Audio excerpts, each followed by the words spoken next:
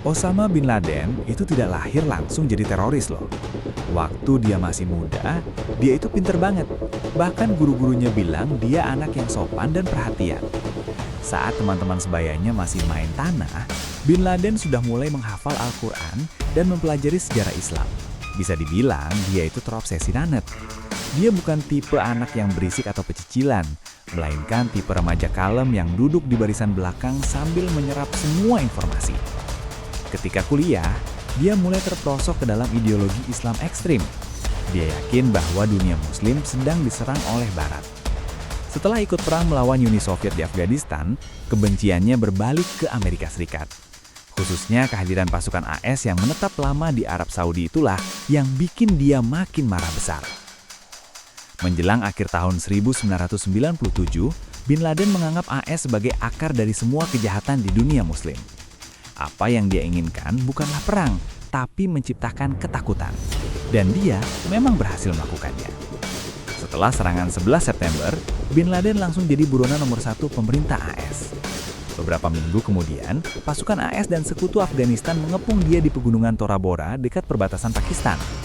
Seharusnya ini jadi akhir dari perburuan, tapi karena sebuah kesalahan fatal, kesempatan itu gagal total. AS yang terlalu ceroboh gagal mengirimkan pasukan yang memadai untuk melakukan pengepungan. Mereka malah mengandalkan milisi lokal Afghanistan yang punya rencana sendiri-sendiri. Para milisi ini tidak mau ambil risiko masuk ke sarang musuh demi menangkap bin Laden. Hal ini akhirnya jadi aib besar bagi Pentagon.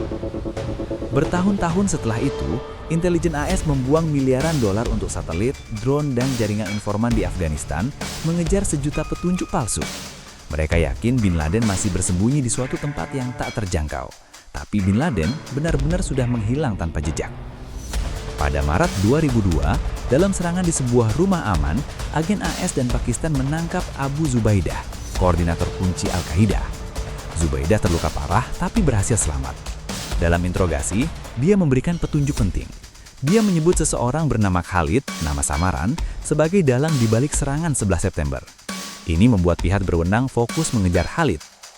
Setahun kemudian, tepatnya 3 Maret 2003, Khalid ditangkap di Rawalpindi, Pakistan. Saat diinterogasi, agen-agen terus mendesak informasi tentang anak buah bin Laden.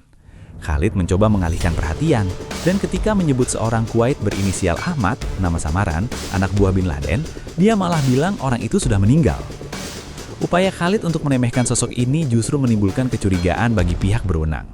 Berbekal petunjuk ini, CIA perlahan berhasil mengidentifikasi identitas pria Kuwait misterius tersebut dan mulai melacak komunikasi dan gerak-geriknya. Pada tahun 2004, dalam interogasi di markas rahasia CIA, anggota Al-Qaeda yang ditangkap membocorkan informasi lebih lanjut. Seorang anak buah akhirnya menyebut nama asli pria Kuwait misterius tersebut yaitu Abu Ahmad dan mengatakan bahwa ia berasal dari Pakistan, bukan Kuwait. Pihak berwenang tahu siapa yang harus mereka cari, tapi lokasinya masih misteri. Selama bertahun-tahun setelah itu, Abu Ahmad seolah ditelan bumi. Tidak ada rekaman panggilan telepon, apalagi email. Dia sangat berhati-hati dan benar-benar mengikuti ajaran bin Laden. Agen-agen terus memantau karena mereka yakin di mana ada Ahmad, bin Laden pasti tidak jauh. Di awal 2010, CIA akhirnya mendapatkan petunjuk penting yang selama ini hilang. Nomor telepon yang terhubung dengan Abu Ahmad. Tapi melacaknya bukan perkara mudah. Ahmad tidak menggunakan ponsel seperti orang biasa. Dia punya kebiasaan bagus untuk selalu mematikan ponselnya dan bahkan mencabut SIM card-nya secara fisik, membuat pelacakan melalui menara BTS hampir tidak mungkin. Kedisiplinannya ini adalah didikan langsung dari bin Laden. Namun nasib berkata lain. Pada Juni 2010, Ahmad menelpon salah satu rekan yang sudah diketahui oleh intelijen. Si rekan itu bertanya santai saja, "Kamu lagi di mana?" Ahmad mengelak, hanya bilang dia masih bersama saudara-saudara yang dulu, tanpa menyebut lokasi.